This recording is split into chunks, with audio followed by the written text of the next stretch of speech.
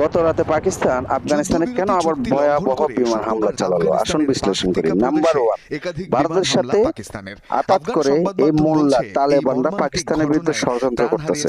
Number two, পাকিস্তানের সন্ত্রাসী সংগঠন টিটিপিকে সরাসরি সমর্থন দেয়।